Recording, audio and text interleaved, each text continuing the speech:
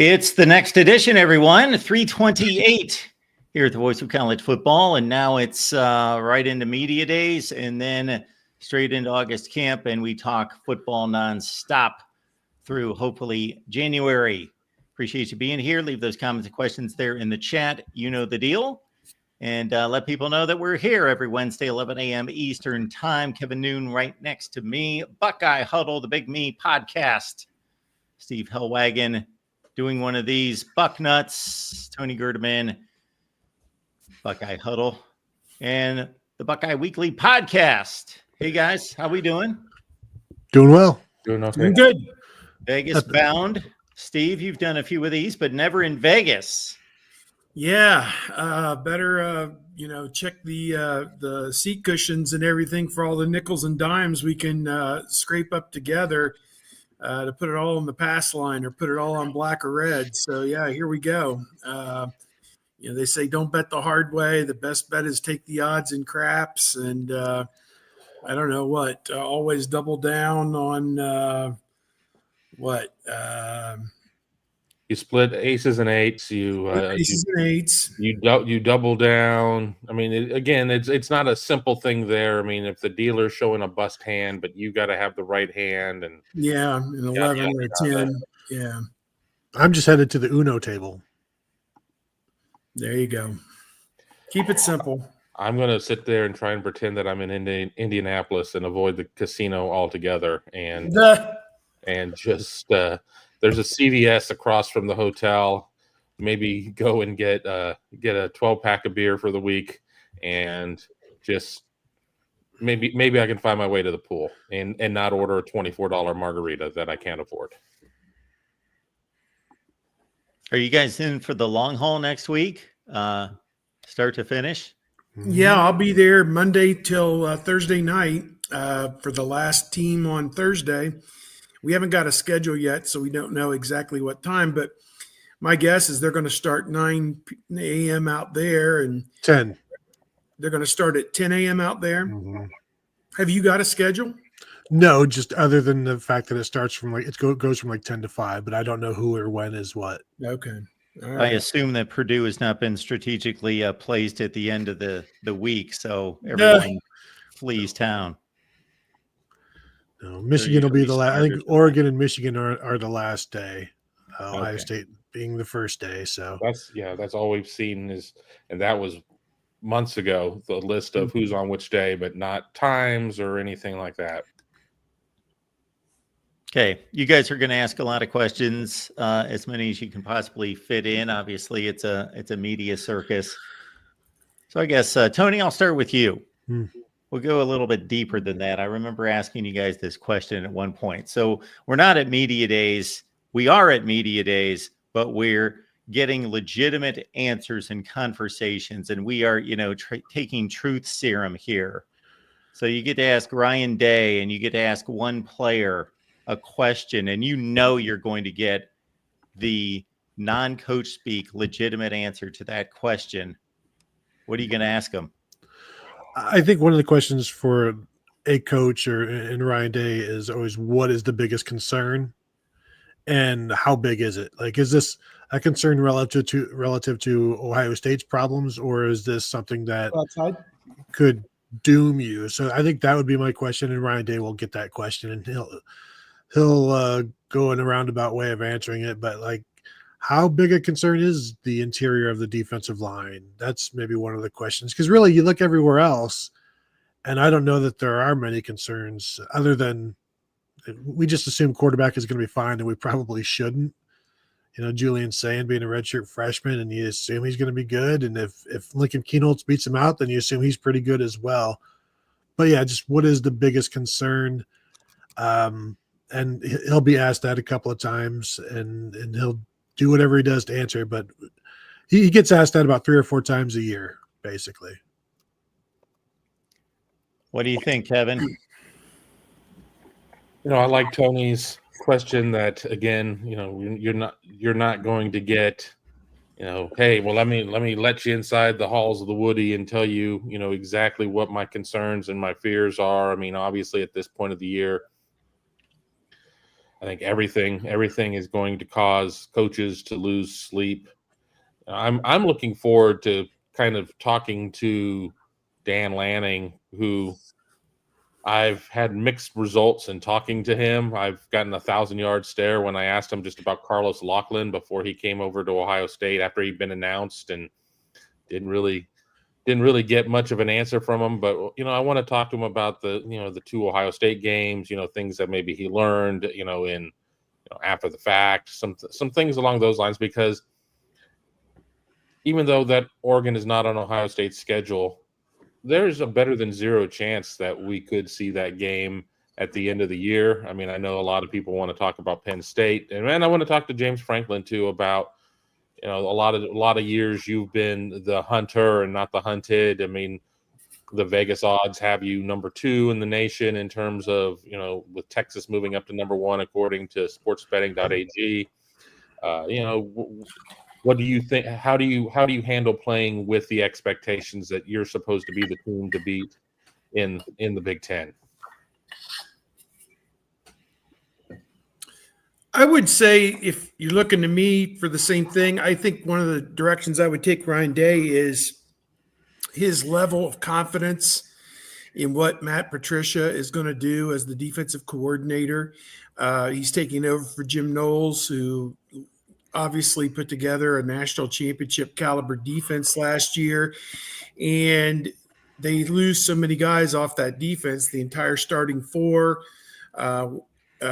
one of the starting linebackers and a couple of the starters in the secondary, or actually 3 of the starters, I guess, in the secondary are gone. So that's a lot of pieces to replace. And at the same time, for Matt Patricia to come in and install, will it be an entirely new defense? Will it be a take on what Jim Knowles was doing? Does he assimilate more to Ohio State, or is he going to ask Ohio State to assimilate more to what he wants to do? I think that there's a lot of sentiments out there about what direction the defense is going to take. So I think, he's now worked with Coach Patricia for over 6 months, and side by side, and maybe kind of get a feel from him on how that looks, I guess. A question that I have for Tony Petitti, and I don't know if I'll get to ask this, is, can schools pay recruits? What is the rule on that, where, or the collectives paying recruits, that whole deal, just to get his stance on the practices that some schools have of keeping kids committed, like paying them monthly to stay committed and things like that. And schools kind of maybe keep their hands off of it and let the collectives deal with it. So I don't know that I would get a good answer on that, because it's not necessarily the schools doing it. It's the collectives that are still out there. But it would be interesting to have him on record as to what is and isn't the proper way to go about recruiting. Well, one of the questions I would ask Tony Petitti, a former TV guy, is, yeah, we know it's all a television show and everything else, but why and to what degree are we making it so much a television product? This whole cockamamie idea of 3 playing 6 and 4 playing 5 to get into the playoff so that he can have 2 more television shows to sell to the networks. I just, why would the playoff committee or the other conferences as a whole sign off on letting the Big Ten put their number 6 team into the playoff and ruin the seeds and create a 45-0 first round game that draws a 0 rating? I mean, I don't get what the draw is for that. And I don't know why he's stuck on this idea, other than he is trying to squeeze every last dime of television money out of the Big Ten product. Don't you have enough already? I mean, what are we doing? What are we doing? They don't. I mean, his job, is to maximize revenues. And I'm not saying that, I'm not saying I disagree with what Steve is saying in terms of, getting it down to the number 6 team and everything else. But, it takes cash to keep the trains on the track and everything else. And he serves at the pleasure of the university presidents and chancellors, and they want the money. So He's the only person stumping for this. well, And Well, we'll see what Sankey has to say. Steve, I will say, if the number 6 team in the Big Ten beats the number 3 team in the Big Ten, then they're no longer the number 6 team in the Big Ten. So there is that. And I saw last year, I saw the number 1 team in the Big Ten get blown out in their first playoff game. So seeds be damned. I haven't really seen him talking much about like the play-in stuff as much as just wanting the 4-4-2-2-1 type of thing. And then Sankey, I think he might just be bloviating at this point in terms of the 5+11, because he also did come out and say, like, in regards to like the Big 12 talking about how much power they have, and the ACC about how much power they have, and deciding this playoff. He's like, don't forget, it's the SEC and the Big 10 that will decide what the playoff looks like. So they can say what they want to say. But it's the Big 10 and the SEC that make the decision, and the Big 12 and the ACC gave them that power to do so. So there's a interesting dichotomy there of that would have been a good opportunity for Sankey to jump on board the 5+11 and just, be all in on that, and he hasn't done that yet. Because again, I think the ADs don't want the 5+11 because it costs them some games and a ninth conference game, perhaps, in terms of the revenue there.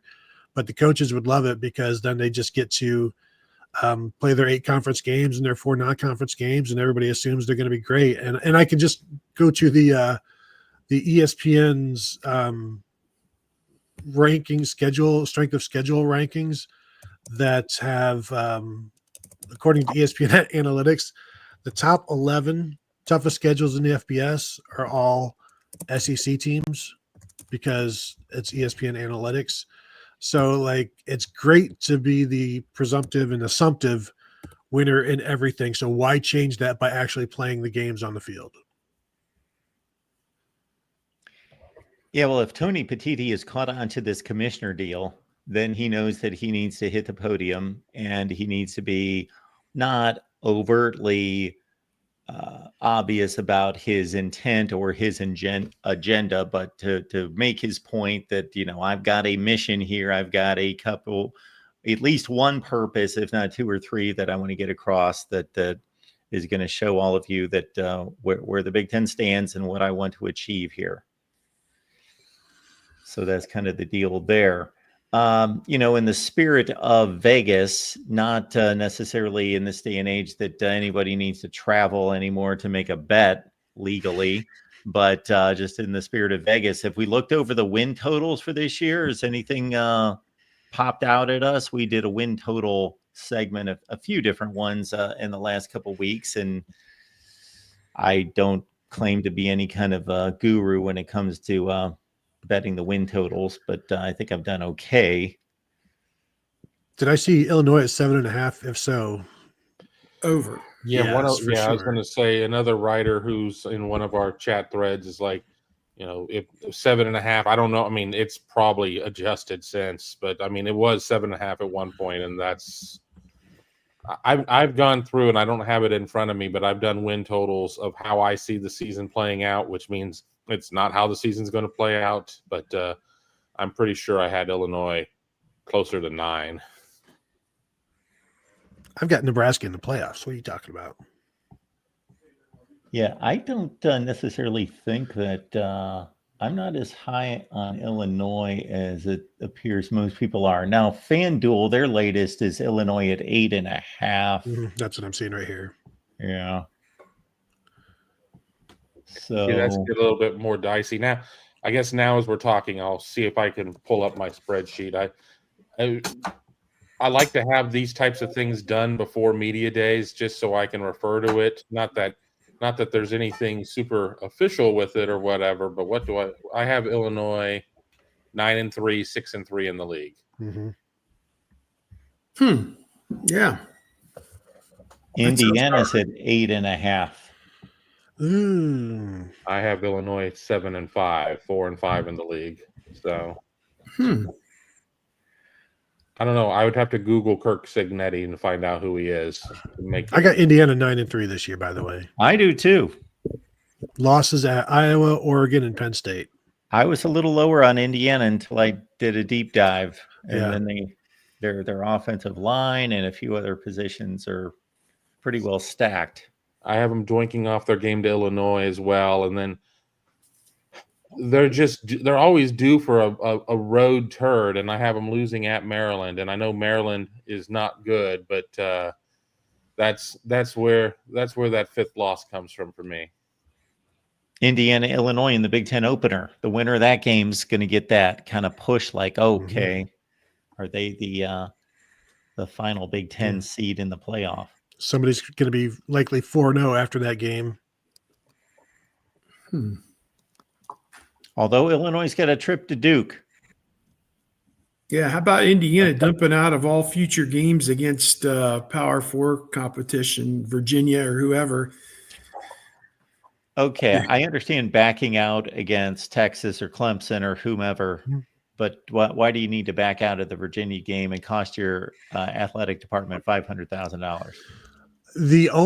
There's no justification for it, but if it's a home and home, that you'll get 3 home games from the 3 home gates as opposed to the 1, so there's that aspect of it, but it's just a way to get more wins and negate any possible losses. And again, this is going to be a byproduct. A lot of people are going to be doing this if they go to the 5+11, where it's all a beauty contest, and so you want to look as pretty as possible.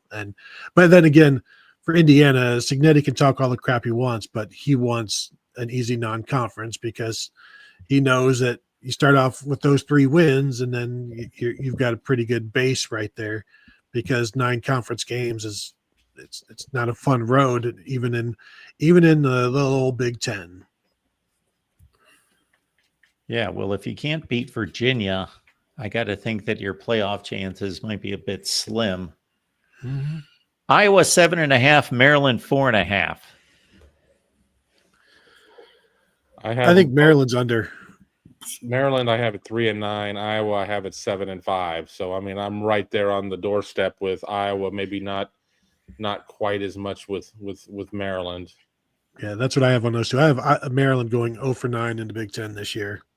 Whoa! Wow, that's tough. So that's it for Loxley. He's out. I got them 3-0 in the non-conference with the Florida Atlantic, Northern Illinois, and Towson. Yeah, the obligatory Towson game. But they could lose to Northern Illinois, so embarrassing. What a mess. I get some easy shorts videos out of calling out embarrassing schedules across the country. So Maryland, they're done. I've thrown them out there. Yeah, that's pathetic. Michigan 9.5. Under.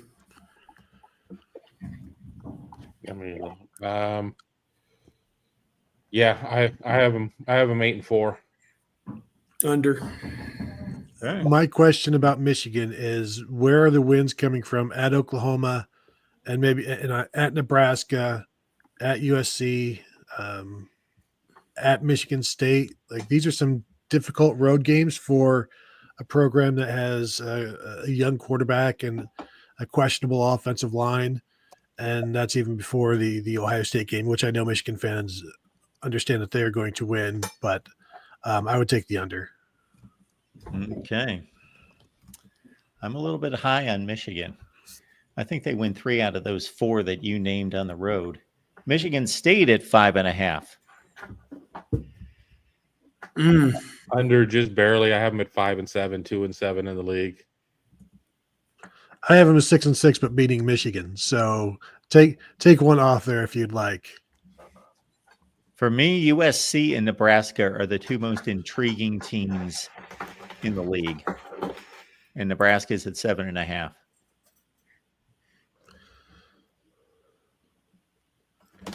Yeah, I'd say over on Nebraska. I have Nebraska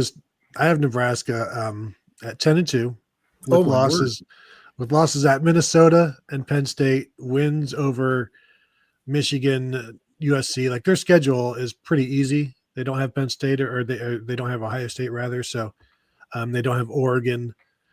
It's manageable, but we'll see. I know I really also like Matt Rule, but we'll see what Dylan Raiola and that defense can do specifically. I have them tripping out of the gate against Cincinnati and Kansas City. And that's not. But then I have them winning their next 7 games in a row. So, I mean, it's not an anti-Nebraska sentiment. It's Dylan Raiola is still a kid. I mean, okay, he's a year older, but he wasn't infallible last year. I think that it's going to take a run of Akron and Houston Christian, in the next 2 games for him to get his footing right before the Michigan game, and then they have an open week, and then Michigan State at Maryland, at Minnesota, Northwestern before the USC game, which is their next loss. I think we're going to see some. I think we're going to see some progress from them. I think they're finally starting to turn the roster over, but I still don't think they have the Jimmies and Joes to compete at the top of the conference. I lost track of this number I was keeping last year. Double-digit underdogs winning in power conference games. It was like 15 to 20. Those games are out there, obviously. It's just tough to find them. Tough to. I remember one of them.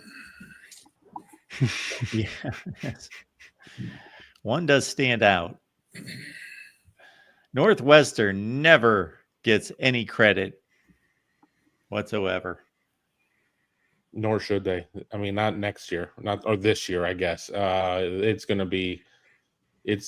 be bad. I mean, David Braun was the feel-good story when he was able to get Northwestern really up off the mat after the whole Fitzgerald situation and those ugly allegations and so on and so forth. But that was an anomaly. That was not going to be the norm. And I think that it'll be interesting to see with Northwestern spending all this money on the renovations or the complete redo, because they knocked it down, of Ryan Field, what kind of leash they have on David Braun, because it's going to be bad. That's my winless team in the Big Ten. I have them winning 2 of 3 league games. I have them losing at Tulane, but beating Western Illinois and Louisiana Monroe, and that's it, folks. Okay, I'm not quite that bad on Northwestern, but close. I think I've got 3 and 9. There are the Buckeyes, 10.5. Damn. I don't think anybody wants to be first, because you guys don't need to unveil 12-0. You're fake ass Buckeye, fake as hell, and if you come in and you are overly negative, you're fake ass Buckeye, fake as hell. So I think we're all kind of staring each other to see. Going 12-0 is really, really, really difficult. Ohio State was the national champion, was playing the best football over the last 4 weeks or last 4 games of the regular season, and that team lost 2 along the way. So, I have them going 11-1. The one that I have them losing is not going to be the one that most people will pick, and I have them losing at Wisconsin. I don't think Wisconsin's any good this year, but I just think that with what's coming on out of that, they'll play the stretch of at Washington, Minnesota, at Illinois. They'll have an open week on the back end of that with the Penn State game. I think that's the game that is most susceptible, because I don't believe they're going to lose to Michigan this year. You can clip that and quote that, and I mean, I'll look smart or stupid. I mean, that remains to be seen, but 11-1 is what I've got. I think 10-2 is very much within the realm of possibility, and what the 2 are, maybe Texas, maybe Wisconsin, as you said, those kind of stick out to me a little bit. Maybe Washington, although I don't think Washington's going to be that great either.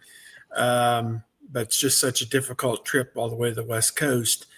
But yeah, there's something in there, could crop up. I mean, maybe Brett Bielema's got something for him.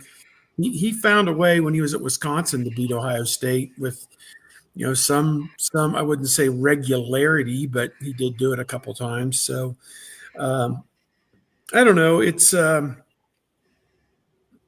It's a tough call. I think it's 10-2, 11-1. You can flip a coin between the two of them, honestly, and make a case either way. I think with a new quarterback, you lose a game somewhere in there that maybe you weren't expecting to lose a game. Having Texas and Penn State at home is great. I mean, they're 1 and 2 on a lot of people's polls, and that makes for a great home schedule, certainly, to have that caliber of teams coming in. But it's also a risky proposition, as this year the Penn State finally breaks through and beats Ohio State. They're not going to go winless forever against Ohio State. They're going to beat Ohio State one of these years. And could this be that year? I don't know. Ohio State also goes to Purdue, and we know what happens at Purdue. But I think even the odds say under is the better pick. And we saw last year's team go 10-2, and they were the best team in the nation. So, like, to think that this team couldn't, even though this team's going to be favored in every game they play right now, so they should win all of them. But the shoulds only bat about 800. So I would go under, but I'm not going to pick which games, because I think you guys have said them all. There's probably 5 games on here that could be, prepare your anus type of things. Pepper For your Angus. Oregon at 10.5, despite all their personnel losses. under 9-3. I'm 10-2. Yeah, I'm 10-2 as well, with losses to Penn State and Washington. They got a pretty good schedule. Yeah, that's what I have as well. But both of those on on the road. They were on the tightrope so many times last year and wriggled off the hook, and I just think that's going to come back to bite them this year, and maybe lose one or two of those could go either way type games. I think Dylan Gabriel isn't walking through that door. So that's the thing. Like the game at Wisconsin last year, I think they won 16-13. Could very well see them losing that at Iowa this year, where it's just one of those gross, ugly things, and you get dragged down into the muck, and you just don't make the play that you did last year. 20-19 field goal at the gun, and Iowa has done it. And there'll be free beer for everybody in Iowa City tonight. Penn State. Now, if I could ask anyone anything at Big Ten Media Days, I think I would go Petiti first, but then I think I go James Franklin, and I want an honest answer in regards to who's to blame for losing big games. Is it that our talent is excellent, but it's not quite, and so it's all on the players?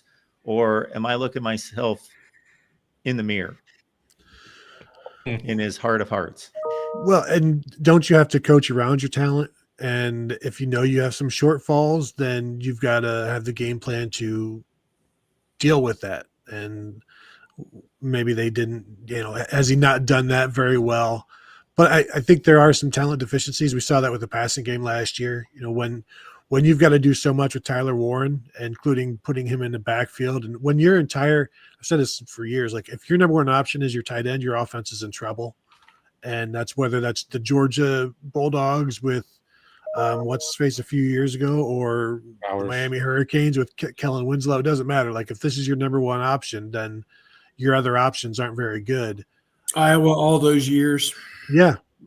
So I have them at 11-1 because their schedule is really good. They get Oregon at home. I think they'll win that. Their non-conference is Nevada, FIU, and Villanova, which is gross.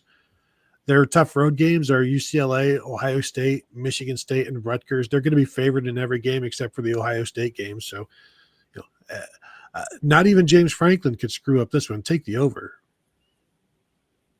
10-2, Penn State losing at Iowa. That's going to be one of those Kinnick Magic nights, and then at Ohio State. So they'll go loss, open week loss, and people will be losing their ever-loving minds before the team runs off 4 straight to get to 10-2, 7-2, and according to my rankings and everything else, I guess miss out on the playoff because they would lose the head-to-head to Oregon. 2 Magic Kinnick nights this season, Oregon and Penn State. Can we have 2? They don't get 2 per year, do they? They're not worth 2. Keep an eye on the Iowa offense this year. I'll say that. I think they'll be better. So maybe if with an offense, they could have 2 rather than just the 1. They were better last year for them. Still not good, but better. Maybe they'll be good this year. Get back to the Drew Tate, Brad Banks years. Ricky Stanzi. Oh, is Purdue worth talking about? 3.5. And I have them winning 3, but I have them finishing tied for 16th with Maryland. So, I mean, they're not – I don't have them Northwestern bad, but I know Vegas does not like Purdue 1 iota. Well, they've got a trip to Notre Dame, non-conference, so there's a loss outside the league. And then does it really matter? You got to look for them more, not who they're going to lose to, who are they going to beat. I guess it's a trip to Northwestern. It's Rutgers at home. Yeah, not looking good. I would take the under. UCLA's an interesting situation. They played some pretty decent football after that rough 1-5 start last year. And, of course, Nico Imalieva is running the offense. They have a lot going for them out there in Los Angeles. USC is here. I mean, there's so much going on out there. Yeah, I don't. I'm not very bullish on the Bruins, and I think it really just comes down to their schedule is not friendly to them. And all right, they open with Utah. I know that 17th year senior Cam Rising is no longer in the building, so they don't have to worry about that. But I think Utah gets them, and then the losses I have home against Penn State, and I understand that. Going cross country and playing that game, the record was really bad for the team traveling 3 time zones and everything else, but there's just such a disparity. I think, at Michigan State, I didn't give that to them. At Indiana, I didn't give that to them because they're traveling and I don't think they're good enough to be able to deal with that. Nebraska, Ohio State, Washington, USC. It's just shaping up to be a 4-win season.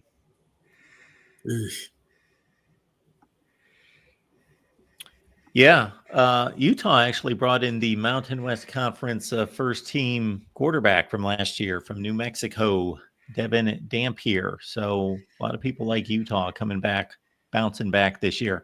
USC at 7.5. Over. I like the over. Over, I guess. I have them winning 9. I have them losing at Illinois, at Michigan. No, I didn't do my math right. Maybe I have them at 8. Yeah, I have them at 8 and 4. So maybe I don't like them as much as I did at Illinois, at Michigan, at Notre Dame, at Oregon. I just don't think SC is going to do very well on the road. That's 4 tough road games. Mm-hmm. And finally, we got 2 more teams. Yeah, forgot about Wisconsin. Jetfish in Washington sitting at 7.5. I'm very bullish on Washington this year, but with that being said, I have them as a 9-win team, dropping to Ohio State, at Michigan, at Wisconsin. I think that they've got some of the best players that rank and file Big Ten fans have not been talking about, which is fine because there are a lot of West Coast type of players that have not been on the radar, but I think they're going to be sneaky good. I wouldn't touch this one because I'm a little. I like them, but I think their schedule is pretty tough. I am interested to see their offense, and I know they've got a couple of good defensive players. Ohio State better be aware when they go out west for this one. I'll just say that. Agreed. And Steve, you agree about Wisconsin being a trap game for the Buckeyes? Yeah, no doubt. Anytime you have to go up there and play, presumably a night game, it's going to be a tough one. Over 5.5. I mean, they just gave Luke Fickell a big contract renewal off what was kind of an underwhelming season. I think that they need to do well this year, and again, they're going to have to ride that home field advantage that they have as far as they can take it, and steal a few on the road as well. But it is hard to move up in this league if you don't have dynamic players and difference makers. You're going to have a real hard time moving up in this league. So the talent is just too much at the top, and Wisconsin just hasn't been stockpiling it like they probably should have. Somebody early on in the chat brought up a topic I don't think we've hit on in all these conversations during the offseason, and that's whether Julian Sayin is going to be a running threat. Running enough just to keep the defense honest, because he can move around, he can run a little bit, but I don't expect him to carry the ball over 100 times or whatever like Will Howard did, even though some of those were sacks. Just a couple of keepers a game or just reads a game I think will be enough. He can move around. Like, he's not a big guy, so he's got some mobility. He's not Tate Martell, but I think he'll run enough to just ease up on the crashing down on the running backs. He's going to have to keep it a couple of times, basically. The amount you see him run will be proportionate to how much they like his backup situation, because the more you run your quarterback, the more you put him in harm's way. And obviously Justin Fields had all the running ability in the world, and he was the running quarterback at Georgia, and Ohio State didn't run him because there was such a huge chasm in the quarterback room for where, how they felt everybody stacked up to Justin. So I agree with Tony. I think that you can't have just somebody that's just out there 1,000% in bubble wrap, but I don't think you're going to see a case of where they're going to design a lot of stuff for him. I think it's going to have to be more of a, maybe you take the brakes off of him a little bit if the play breaks down, and go and try and salvage something, but don't, you're not going to have 5-6 design QB runs as part of the called offense. I mean, Howard was big and indestructible. Sayin is not big and indestructible. He is destructible. So I can't imagine that they want to put him in a situation where people get clean shots at him. So, I can't believe that they're going to put him in a ton of situations. I think it's, to go back to what Kevin said, it kind of depends how good the backup is. I think it depends what team you're playing. Is this Penn State, and we absolutely have to get this 3 yards one way or another to keep the sticks moving and whatever, and he dropped a pass and there's nobody there and he's got to go get it. He has to get it. And if he doesn't get it, you lose the game. So I think that's a situation that he may be running out of necessity in some cases because a game is on the line. And it's kind of like with Stroud to a degree. He really only ran in those emergency situations, and certainly Haskins the same thing. So, that's how I'd kind of view Sayin, is that it's not what they would prefer to do, but if they have to do it, they will. We've got a slew of SEC guests this week on our daily show, the College Football Show, including Chris Phillips from SEC Unfiltered today. So check us out at 4 p.m. Eastern. Our buddy Ryan Dawes checking in on this one. Who will lead Ohio State in rushing this year? Travion Henderson for the 8th year in a row. No. Man, I'm gonna go with Peoples. I just think he's gonna get the most opportunities, probably on average 15 to 20 carries a game. I think Donaldson will have some opportunities as well, but I don't envision him as a high yield type guy to challenge what Peoples will be able to do with more carries. Yeah, I would agree that it's going to be James Peoples. Just the way that people talk about him and the way that you didn't see him hardly at all in the spring game, it's basically understood that he is the guy, and he didn't get an opportunity to really show what he can do last year. 49 carries for like 199 yards or whatever in mop-up duty, basically.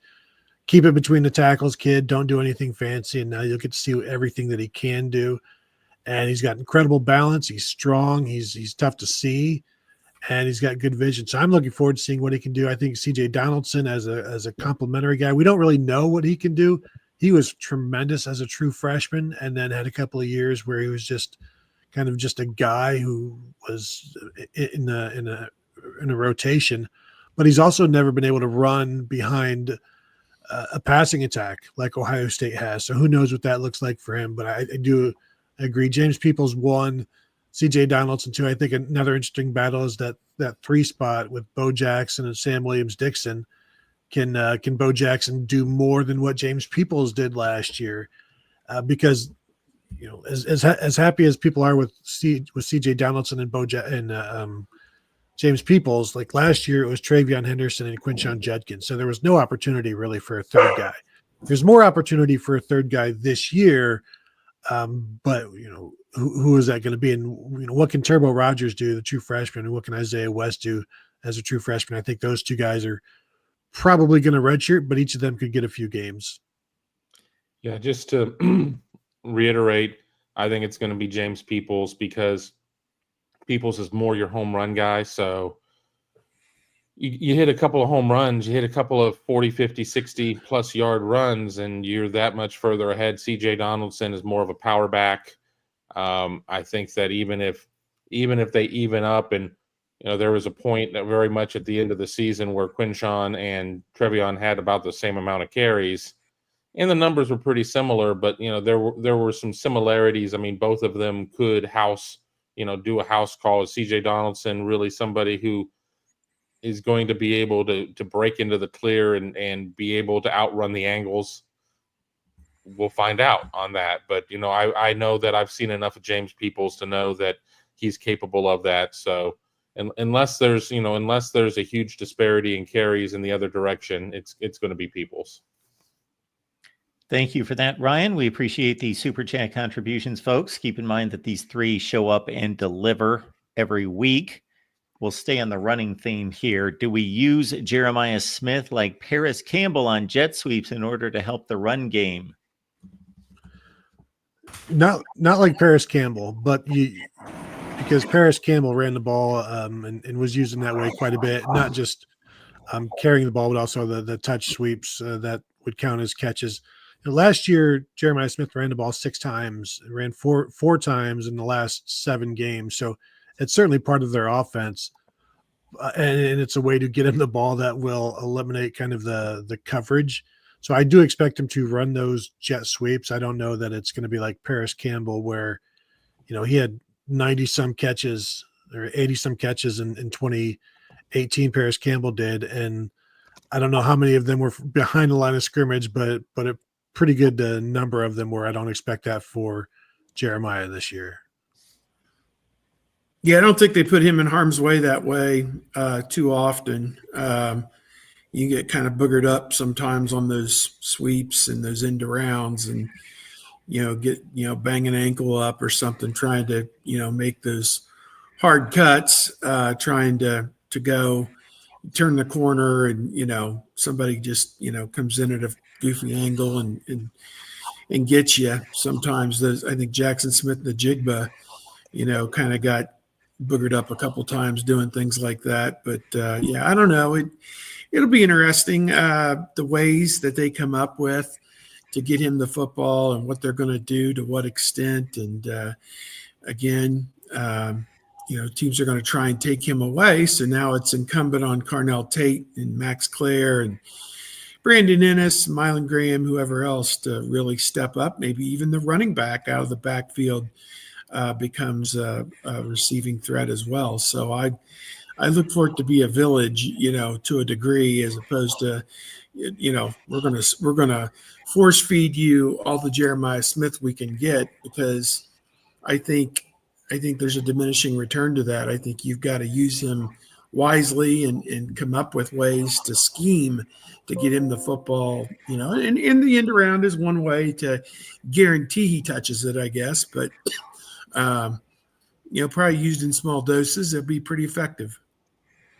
Yeah, there's no reason to put unnecessary hits on him. We saw especially in the postseason run, a couple of times where they tried to do some things that were a little trickeration, didn't necessarily work all that well. I mean, over the course of a long season, I think it's easier to disguise some things and put it in there. And Jeremiah, by his own admission, is about 15 pounds heavier, and is 19 instead of 18. And there's something to be said about that. But if Ohio State is having to get too cute, is that an indictment of where the offense stands because they're having to do these things to try and free up Jeremiah Smith? So I don't know if they're going to do a lot of it, but I wouldn't necessarily be rooting for it. I mean, I understand too that people that would like to see a significant Jeremiah Smith Heisman campaign want to see him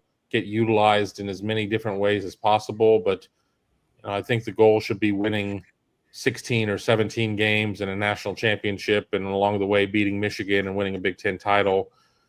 Heismans are all well and good, but there are not a lot of people that are wearing Heisman hats. They're wearing national championship hats.